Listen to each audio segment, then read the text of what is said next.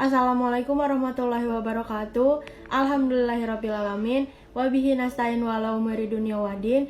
Wassalatu wassalamu ala asyrafil anbiya'i wal mursalin wa ala alihi wa ashabihi ajmain, amma ba'du.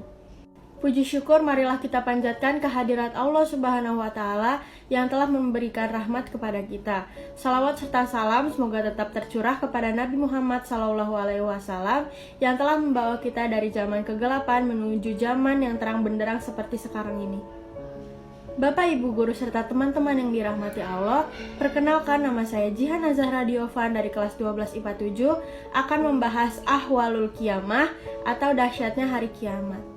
Iman kepada hari akhir atau hari kiamat merupakan salah satu rukun iman yang wajib diyakini oleh umat Islam. Para ulama mengelompokkan kiamat menjadi dua macam, yaitu satu kiamat sugro atau kiamat kecil, yaitu terjadinya kematian yang menimpa sebagian umat manusia, misalnya matinya seseorang karena sakit, kecelakaan, musibah tsunami, banjir, tanah longsor, dan sebagainya. Yang kedua ada kiamat kubro atau kiamat besar, yaitu terjadinya kematian dan kehancuran yang menimpa seluruh alam semesta, dunia porak-poranda, rusak dan hancur. Kehidupan manusia akan berganti dengan alam yang baru, yakni alam akhirat. Peristiwa hari kiamat sangat dahsyat. Semua manusia bertekuk lutut dan masing-masing sibuk meminta pertolongan kepada Allah, penguasa hari pembalasan. Dan sesungguhnya hari kiamat itu pastilah datang, tak ada keraguan padanya, dan bahwasannya Allah membangkitkan semua orang di dalam kubur. Quran Surat Al-Hajj ayat 7. Ayat ini menegaskan bahwa hari kiamat itu bukanlah omong kosong, tetapi kejadian yang benar adanya. Hanya saja manusia tidak ada yang tahu kapan itu akan terjadi.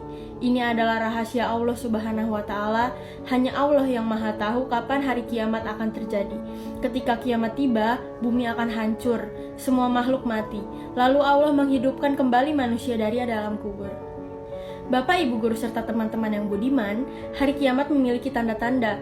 Allah Subhanahu wa Ta'ala sengaja membuat tanda-tanda tersebut agar manusia sadar bahwa hari kiamat benar adanya, agar manusia yang berpikir terbangun dari kelalaiannya, dan orang-orang yang akrab dengan perbuatan dosa segera berhenti dari apa yang mereka lakukan.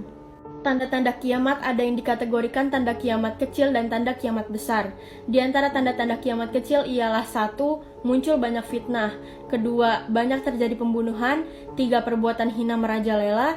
4. Perbuatan keji dan kemungkaran semisal zina, perjudian, merasa bangga dengan perbuatan buruk yang dilakukan secara terang-terangan, sehingga orang yang berpegang teguh pada agamanya bagaikan orang yang menggenggam bara api. Adapun tanda-tanda kiamat besar ialah sebagai berikut. Pertama, terbitnya matahari dari arah barat. 2. Munculnya dabbah, yaitu binatang melata yang dapat berbicara dengan manusia. 3. Munculnya Dajjal. 4. Turunnya Nabi Isa bin Maryam alaihi salam. 5. Keluarnya Yajuj dan Majuj. 6. Keluarnya api yang menggiring manusia. Bapak, Ibu, Guru, serta teman-teman yang dirahmati Allah, tersebut riwayat dari sahabat Nabi Muhammad SAW, yaitu Ubay bin Ka'ab. Beliau mengatakan bahwa akan terjadi 6 tanda menjelang terjadinya hari kiamat, yaitu 1. Ketika orang-orang asyik berjual beli di pasar-pasar mereka. 2. Matahari padam, tidak ada lagi sinarnya, dunia menjadi gelap. 3. Gunung menumpahkan isinya ke atas permukaan bumi. 4. Jin akan merasa takut dan datang kepada manusia, dan manusia akan datang kepada jin untuk minta tolong atas dahsyatnya kiamat. 5. Binatang, burung, dan binatang buas berlarian satu sama lain saling bertabrakan. 6. Lautan tumpah ke darat dan jin mengatakan agar manusia pergi ke lautan, tetapi ternyata lautan sudah menjadi api. Ketika itu sudah terjadi satu demi satu, kemudian akan melayanglah bumi dan akhirnya amblas ke bawah lapisan ketujuh, dan tidak ada yang naik ke langit ketujuh. Dan ketika itu, datanglah angin yang menjadikan mereka semua mati. Bapak, Ibu, Guru, serta teman-teman yang baik, keadaan manusia pada hari kiamat ini terbagi menjadi dua keadaan, yaitu saat sangkakala pertama ditiup dan saat sangkakala kedua dibunyikan. Hal ini tergambar dalam surat Az-Zumar ayat 68 sebagai berikut. Dan ditiuplah sangkakala, maka matilah siapa yang di langit dan di bumi kecuali siapa yang dikehendaki Allah. Kemudian ditiup sangkakala itu sekali lagi, maka tiba-tiba mereka berdiri menunggu putusannya masing-masing. Quran Surat Az-Zumar ayat 68. Ketika sangkakala pertama ditiup oleh malaikat Israfil, semua makhluk yang ada di alam semesta akan panik. Tiupan itu juga akan mengguncangkan bumi, membuat gempa, gunung meletus dan hancur, serta bintang asteroid akan menabrak bumi. Dan ingatlah, hari ketika ditiup sangkakala, maka terkejutlah segala yang di langit dan di bumi, kecuali siapa-siapa yang dikehendaki Allah, dan mereka semua akan datang menghadapnya dan merendahkan diri. Quran Surat An-Naml ayat 87. Seluruh penduduk bumi akan ketakutan. Saking takutnya, orang-orang akan lupa pada sekitar dan hanya ingat pada keselamatan diri sendiri.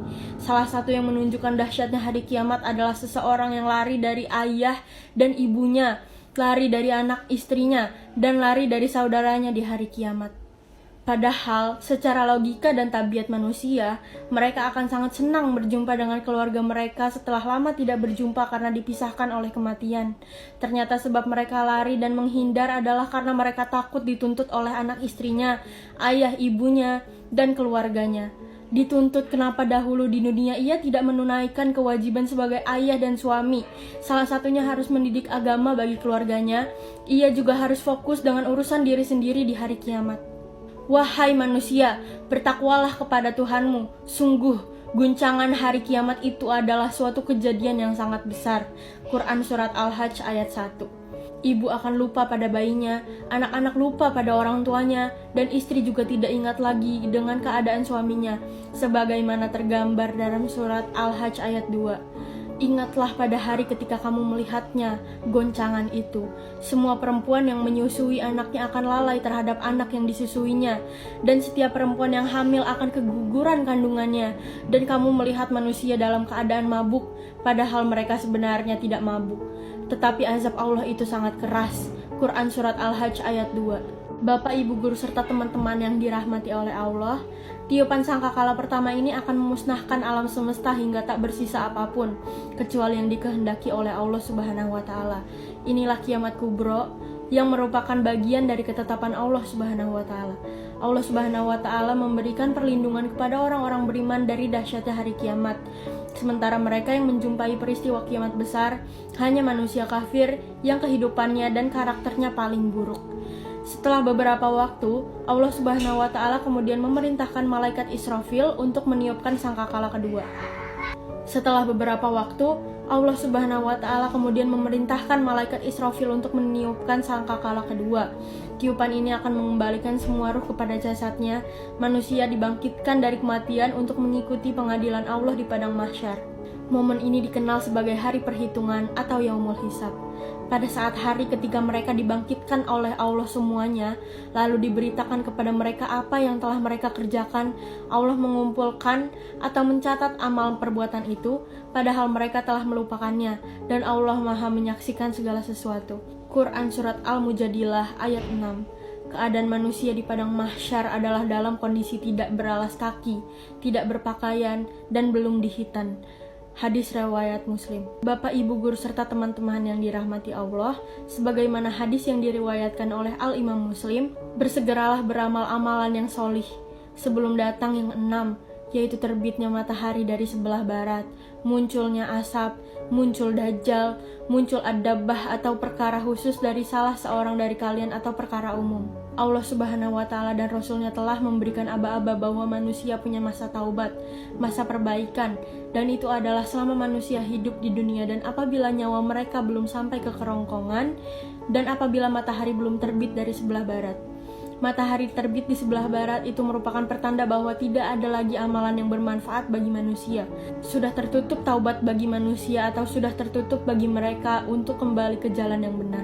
Bapak, Ibu, Guru, serta teman-teman yang dirahmati Allah, gambaran betapa dahsyatnya hari kiamat ini memberikan kita hikmah bahwa kita harus beriman kepada hari kiamat dengan cara sebagai berikut. Yang pertama, bersikap mawas diri. Kedua, rendah hati dan tidak sombong. Ketiga, dunia adalah fana sedangkan akhirat itu kekal. Keempat, bertanggung jawab. Di hari kiamat manusia akan dimintakan bertanggung jawab atas perbuatannya saat di dunia. Jalan-jalan ke kota Mekah, ingin sembahyang berlama-lama. Mohon maaf jika ada salah. Semoga ceramah ini membawa berkah bagi semua. Wabillahi taufik wal hidayah. Wassalamualaikum warahmatullahi wabarakatuh.